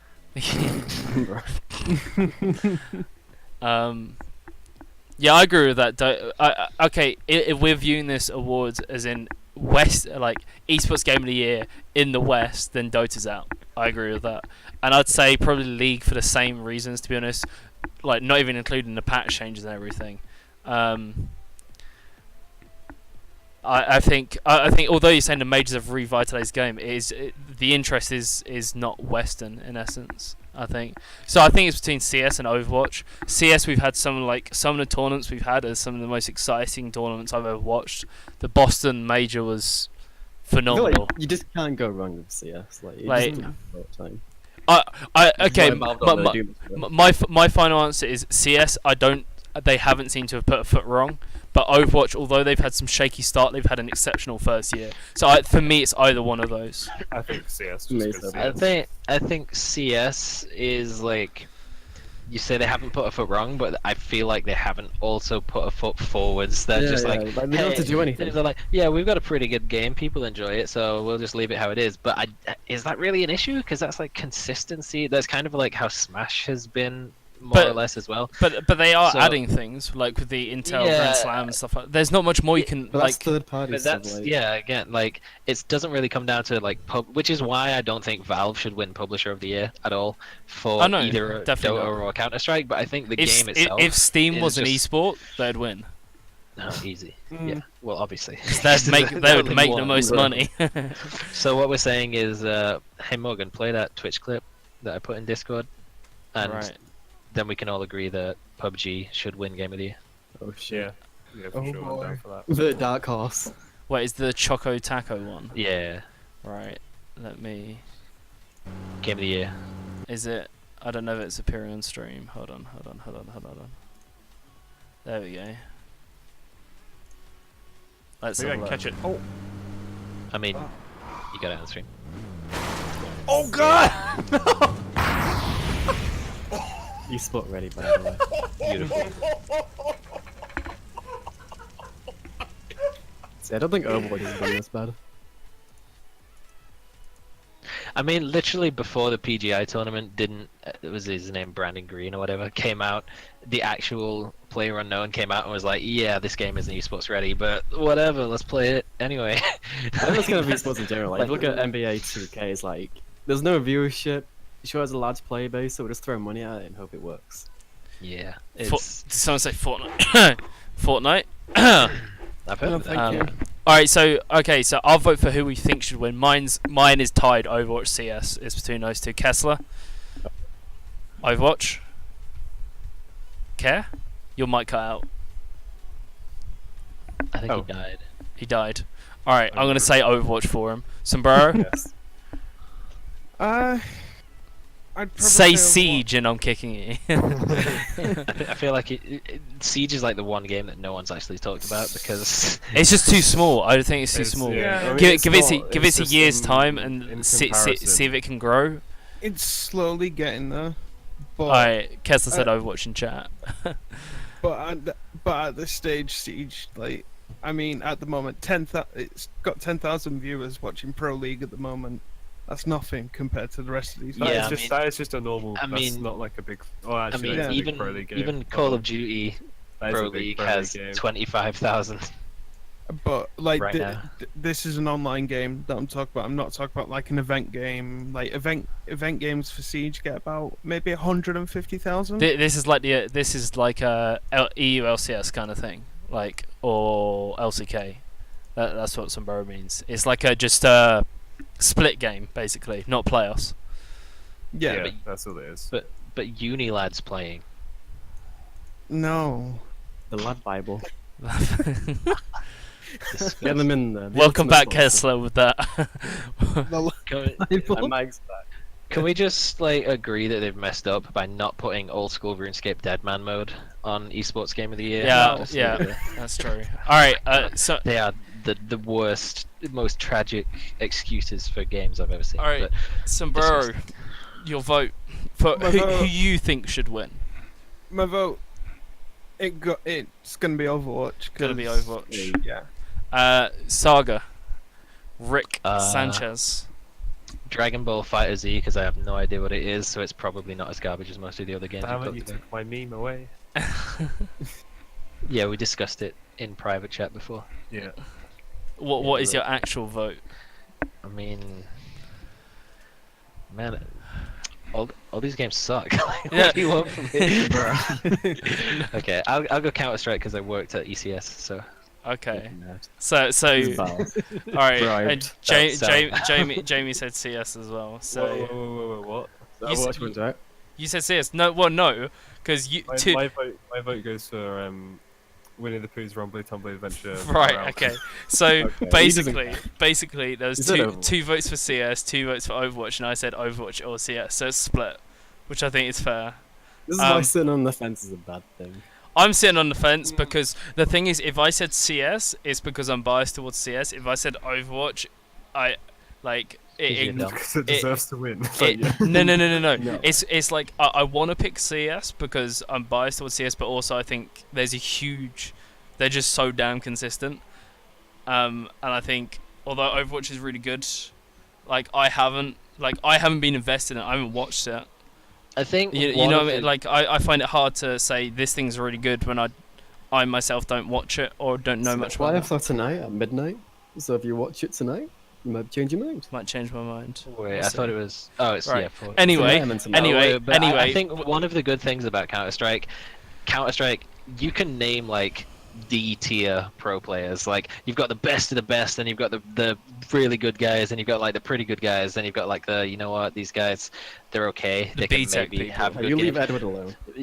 Okay, yes, but Zeus. it's like they have like enough S tier Hot stands for and shit. stuff. Sorry. where it's like there's actually like you can see progression in players. Yeah, like a couple of That's months ago, you could have name dropped Smooya, and people would be like, It'd be like who Now it's did Like this? yeah, Oh, that's wait, that's Well, that's a really last year. interesting point because Thorin did a video recently about what French team he put together. Although I completely disagree with his pick of putting Happy in a team. I think that's a Yeah. god awful pick. He said one of the things I did agree with, which I didn't beforehand, was about Zaiwu, who's this, He who's played this- actually really well. He plays really well, but he plays for a very small, like, unknown team.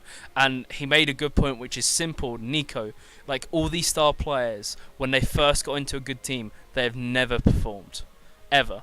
It takes time for you to grow as a player. So, I'm pretty like, sure Zyro did perform really well. he has Yeah. no, he has performed really well, but he hasn't been on. When I say top team, he hasn't been on G2. He hasn't been on Navi. He hasn't been on any of Okay, these okay. at the actual like tier 1 level top 30. He hasn't, and without that experience, you're never gonna like.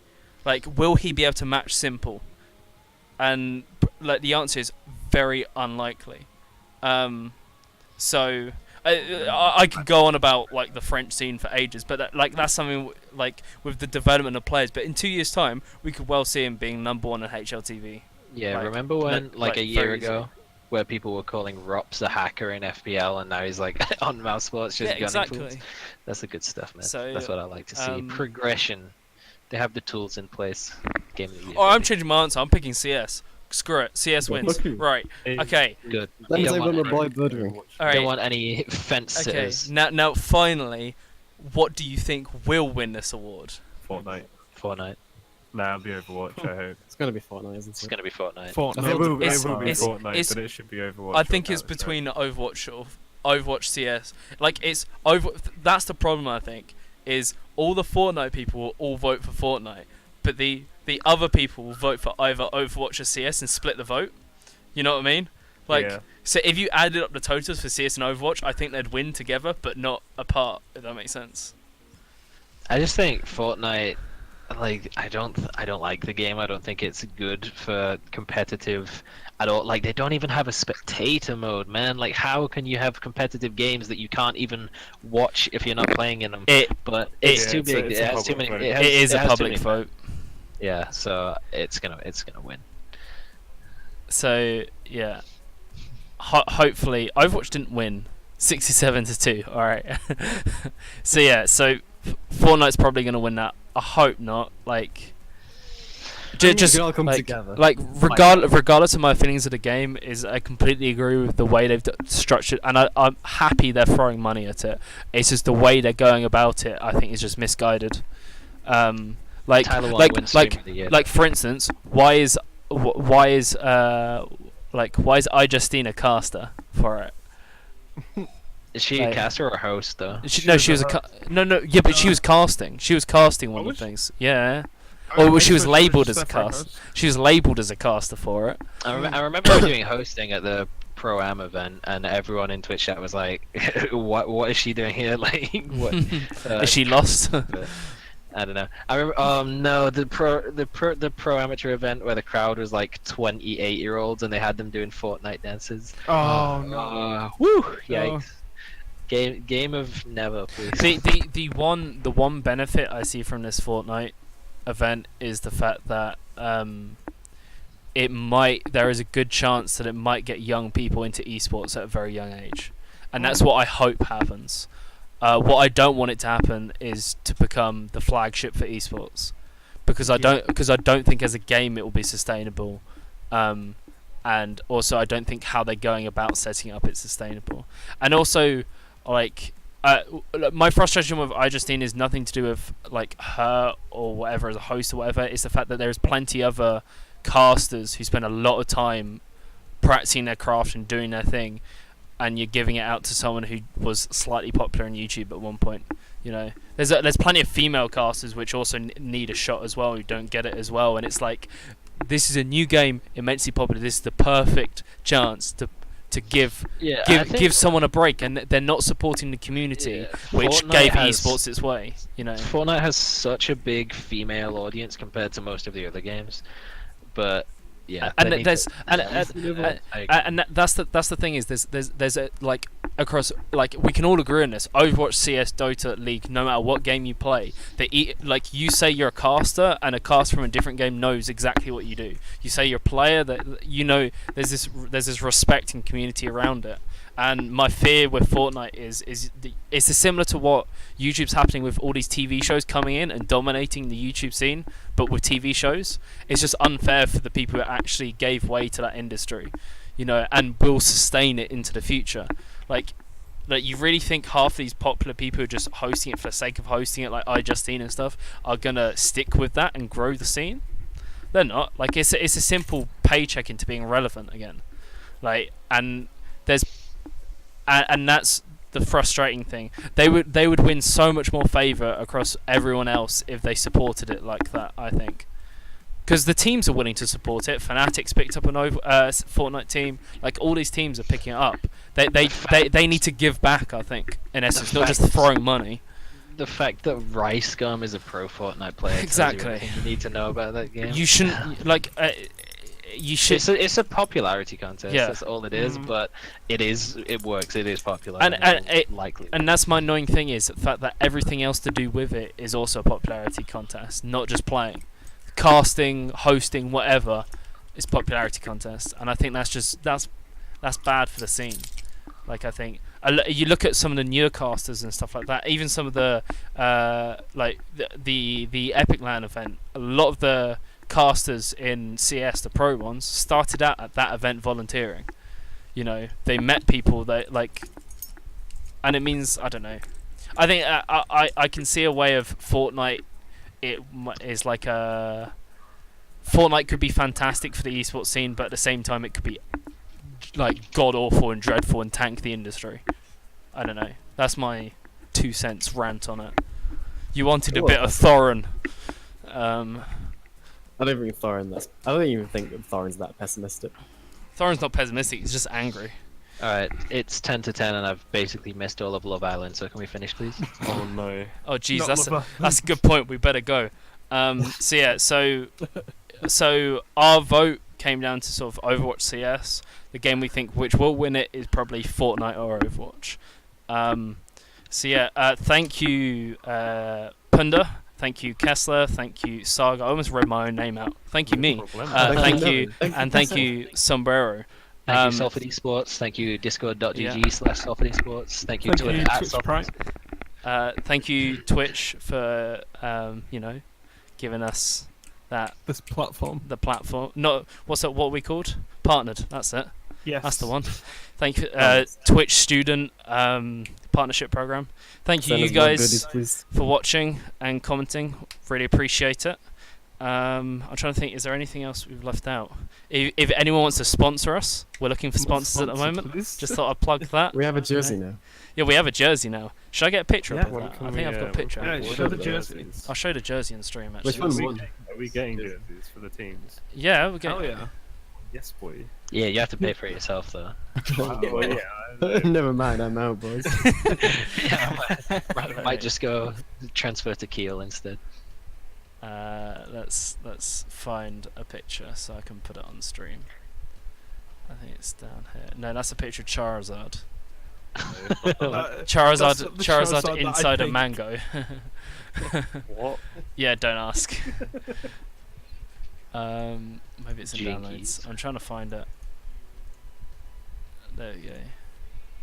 Oh, that's an old version actually. I don't have the up-to-date one. The up-to-date one has a slash across it. I can't find the up-to-date one. It's too late to hunt down that. But anyway, thank you everyone for watching. Thank you for coming and listening to us talk about random stuff. I say random. I think it's been a productive session. Don't know about you For the most guys. part. Interesting. But, Oh, that always happens. Anyway, yeah, thank you once again, and we shall see you in the next episode.